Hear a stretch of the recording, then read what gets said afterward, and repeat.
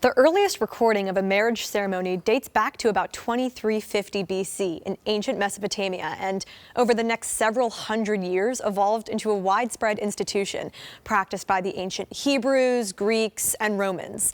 It's no wonder that many millennials are challenging the institution these days, calling it outdated and opting instead to embrace new ideas about romance and family. Coming up, we talk about whether or not to tie the knot. The I Wish You Knew Cafe is open.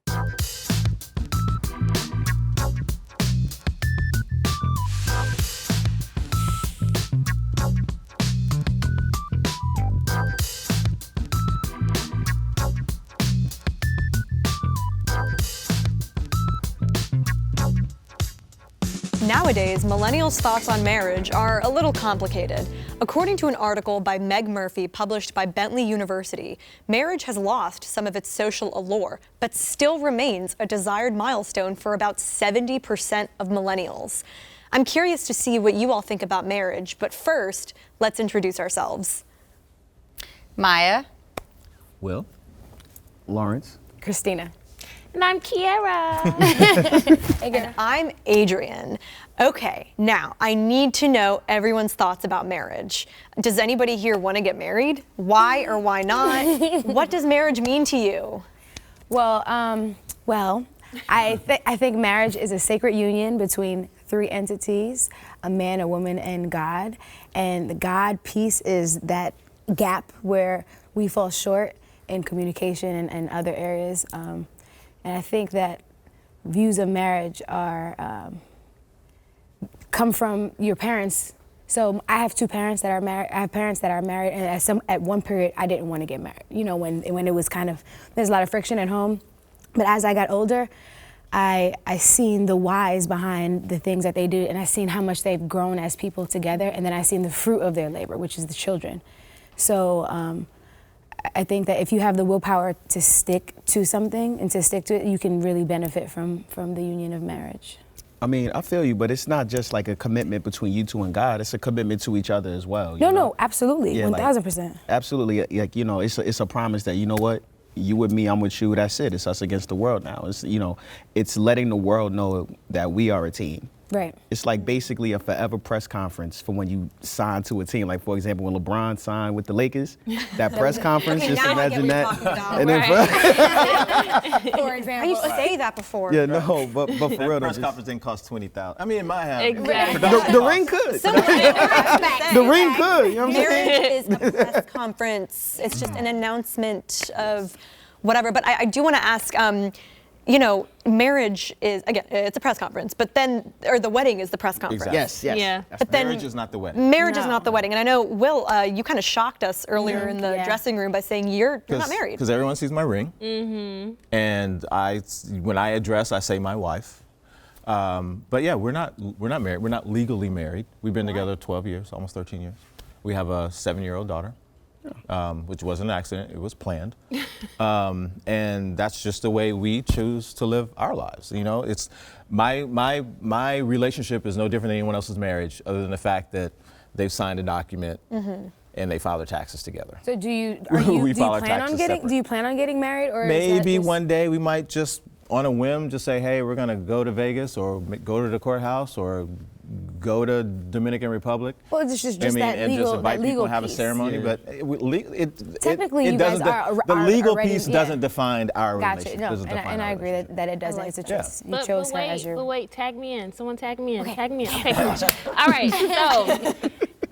You know, it's crazy that you guys are talking about marriage because, you know, I've talked to my boyfriend about actually getting married, and he has a totally different viewpoint on marriage. Like, I feel like I want to have a wedding, I want to have the ring, I want to solidify our relationship. But he's like, oh, like, why do we have to have a ring, and why do we have to get married to prove to people that we're in love and stuff like that? So, like, what do you guys think, like, personally, like, what are your viewpoints on actually getting married, taking that step, and, you know, having the wedding, inviting your family, you know, and then from there you just marry for the rest of your life. So Well, what are your thoughts? The wedding's a pomp and circumstance. Like, we have the rings, You have the life. That we have a commitment. Yeah. Yeah. You know, so go ahead. What do you think, Maya? For me, marriage is very individual, coming together. So I believe in lots of freedom with marriage. Yeah. I also do like the fact that marriage, to me, signifies that your community, society sees you two as a union, and that can pull together a lot of things. It can pull together families.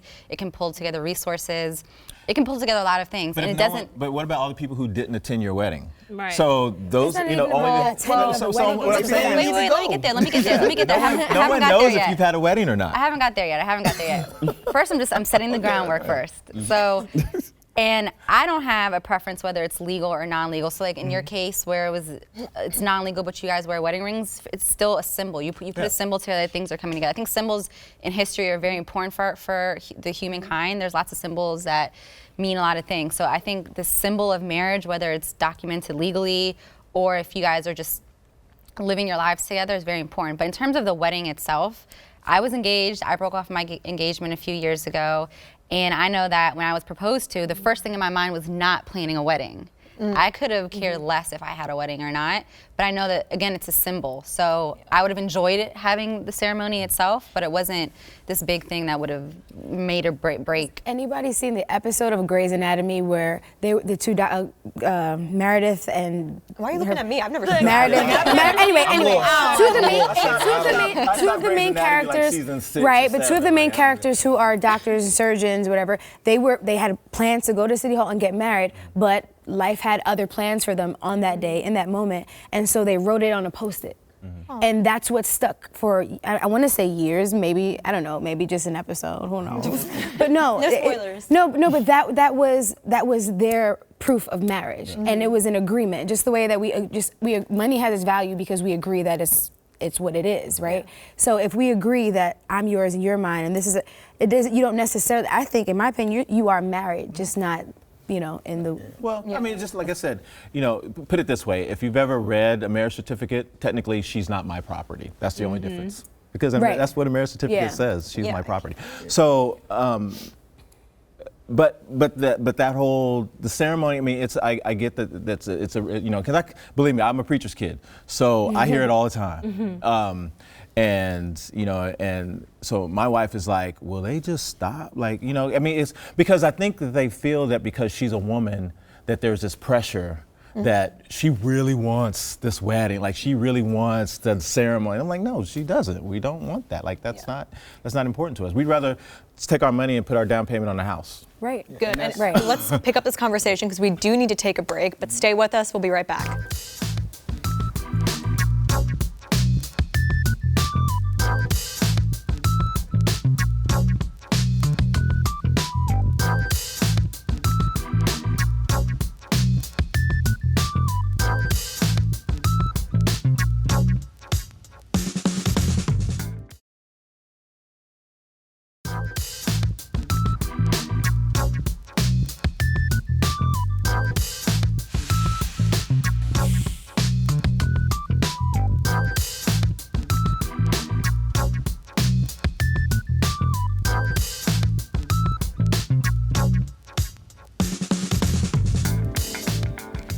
Welcome back to I Wish You Knew. I'm loving this conversation about marriage so far, but I need to address something that I think is pretty important: the cultural implications of marriage.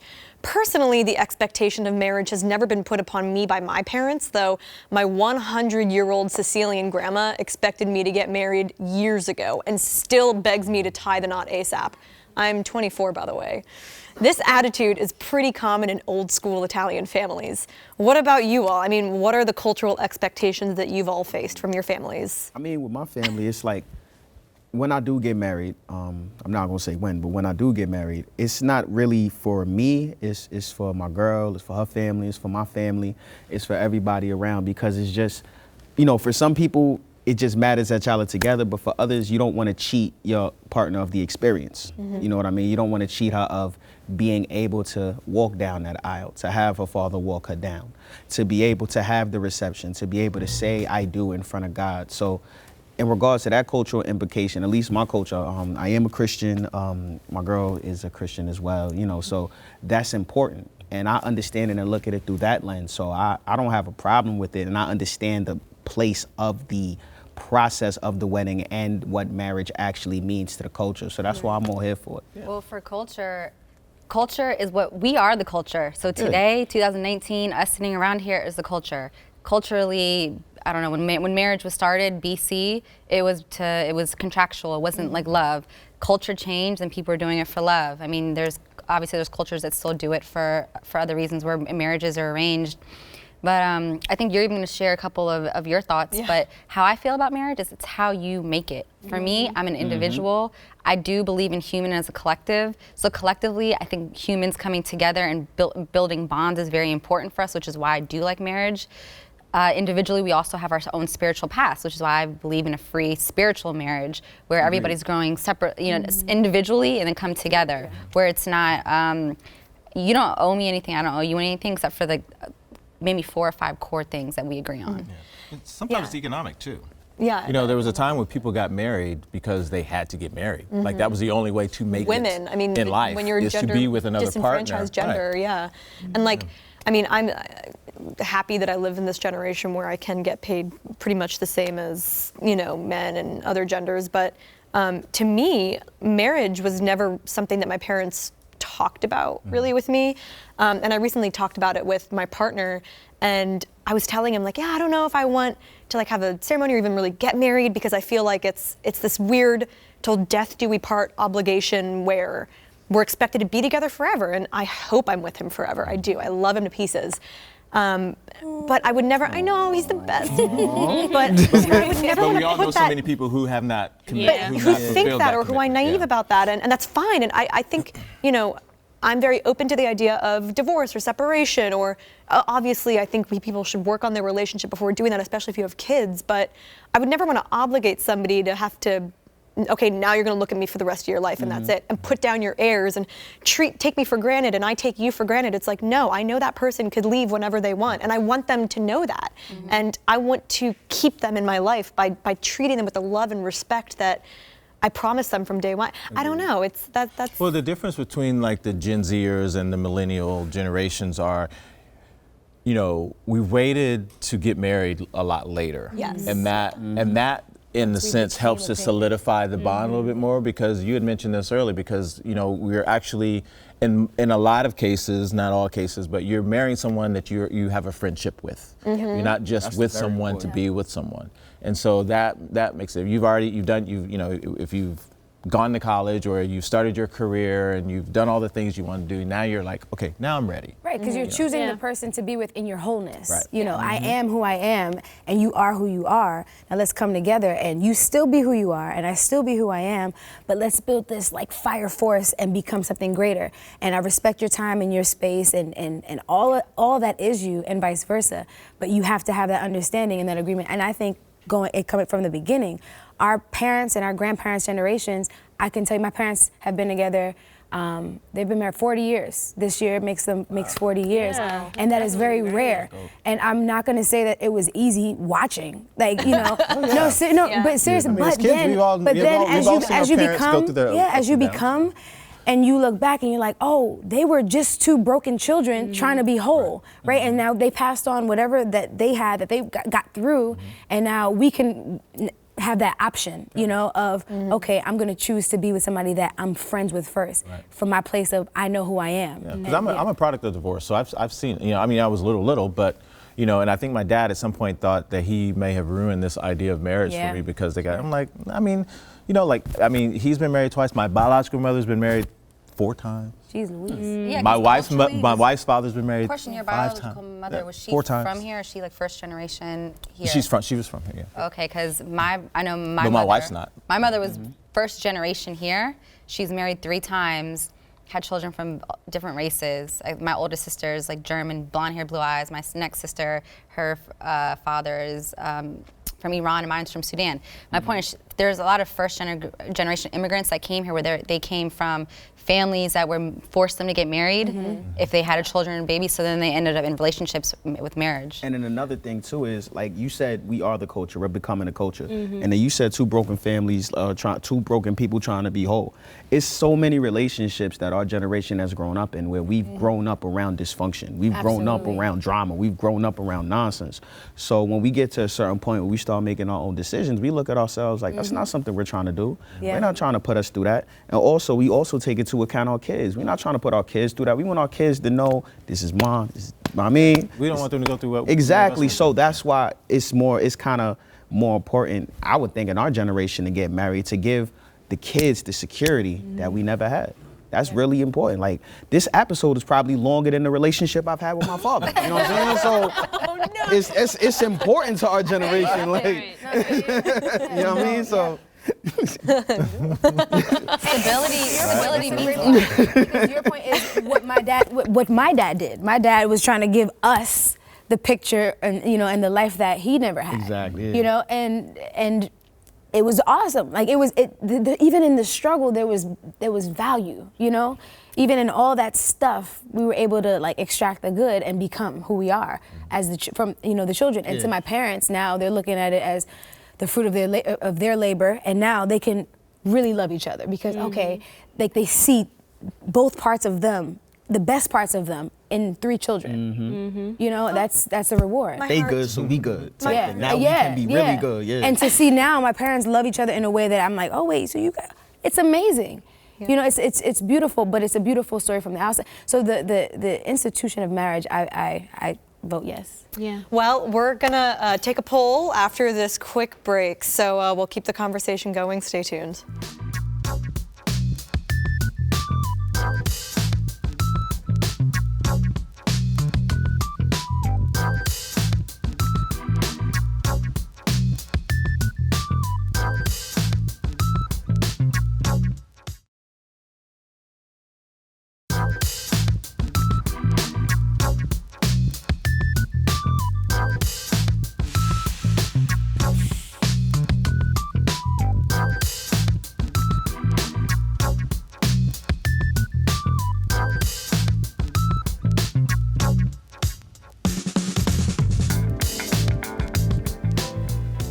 Welcome back to I Wish You Knew. Our conversation about marriage is so awesome, I want to take it to the next level and blow your minds a little bit. According to the University of Maryland, significantly fewer married millennials are getting divorced compared to their parents and grandparents. In fact, the overall divorce rate in the U.S. has gone down by 18% between 2008 and 2016 alone. I found a few theories as to why this is happening, but I want to hear what you all think. We're marrying our friends. Yeah. Like we're marrying the people that we actually love. Yeah. And then also, nobody's really, it's not much judgment. Like back in the older generations, it was judgment on who you love. They had to be at a certain position, or they had to be at a certain point, or they had to be a certain person. Nowadays, with how society's changed, you can love who you love, so you can be with your best friend. You can make a forever vow with your best friend, with your confidant, with your ace boon coon, whatever you want to call it. But you could really do that. That's what we call it. New York. That's not New York. I do have a point, though. I do have a point. Please. No, seriously.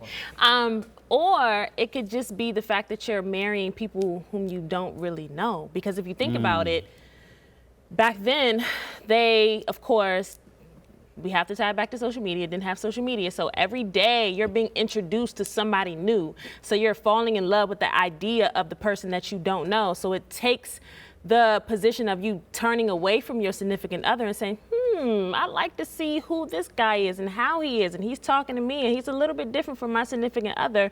Whereas back then they had an understanding where if you were married and if you were in a relationship, you were in that relationship. And that male had respect for that relationship. That's not to speak for everyone. But it's just a little bit different. You got to admit, you won't have nobody sliding in your DMs. But we have some facts right now. Okay. We have some statistics showing that we're staying together longer. And we want to talk about that a little bit more because millennials, and that's true. The millennial got generation mad is about staying that. together longer, but I think social media has allowed the other generations to actually, because Great. Disseminate. There was nonsense going on back in the day, so let's not.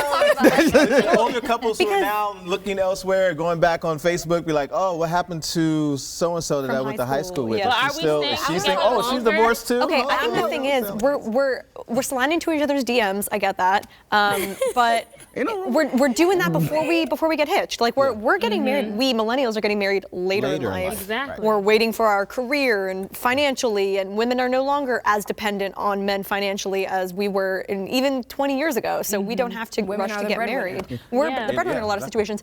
So it's like, yes, we're sliding to each other's DMs. Hookup culture is And not like a having big as many thing. children either. And yeah, exactly. And so now we're getting married after we kind of get it out of our systems. I hope. And you're not, and you're not financially strapped. Yeah, you're not. You know, financially whereas a strapped. lot of times the divorce usually stems around financial instability. Yeah. And We've had a great economy for many, many years now.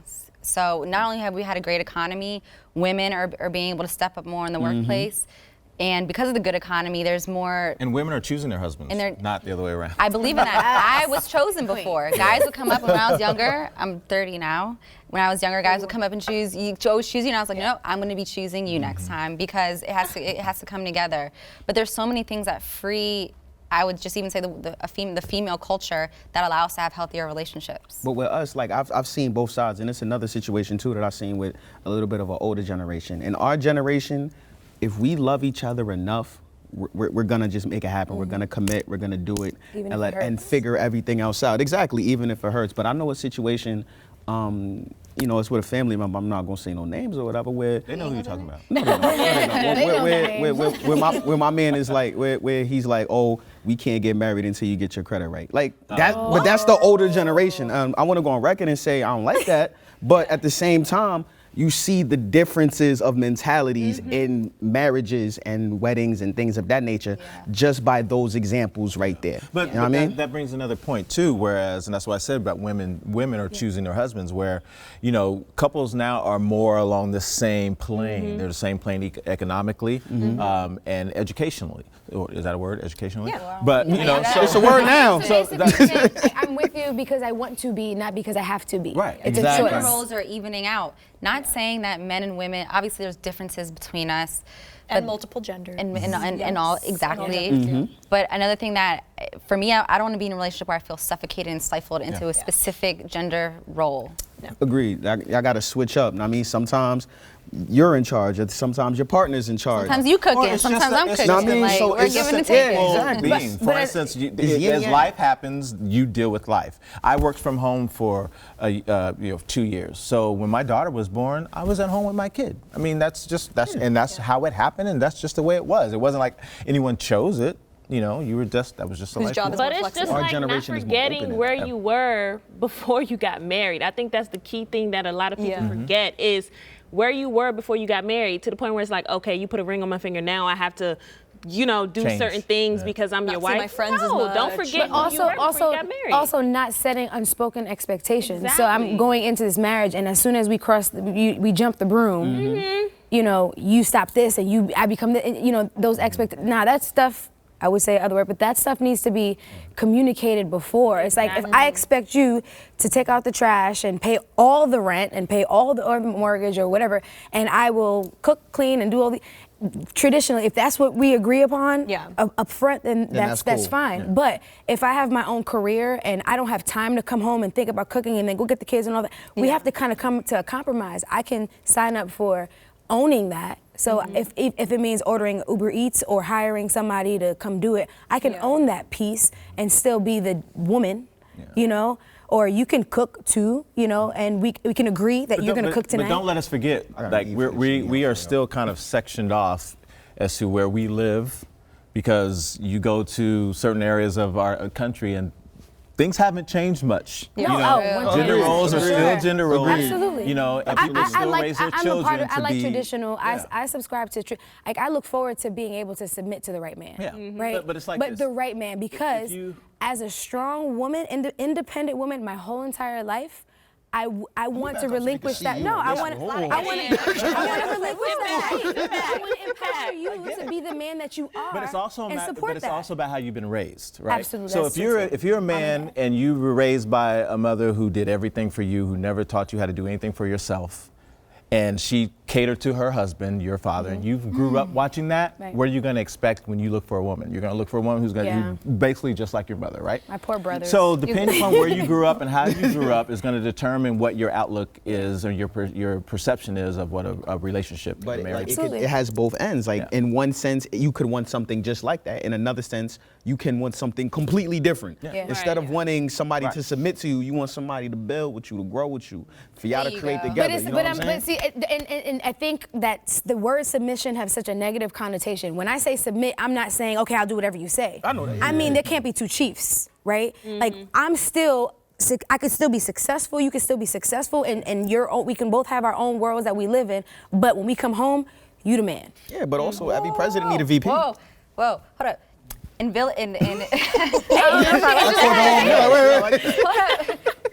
and women, that's her I think, experience. and that's her truth. That's her experience. That's not my experience, that's my desire. That's her desire. My desire is to come home and there's a female presence and there's a male presence that are collectively building a tribe. So I think that you need female and male characteristics. Yeah. Well, you know, And sometimes what I about, want to come home to nobody. How about that? There you go. I can't co-sign with you on that one, bro. Anything against that? We get together 3 days out of the week, and then 2 days we do it. All right, guys, we're going to keep this conversation going later on offline. That's all the time we have for today. Thanks so much for watching. I Wish You Knew. See you next time.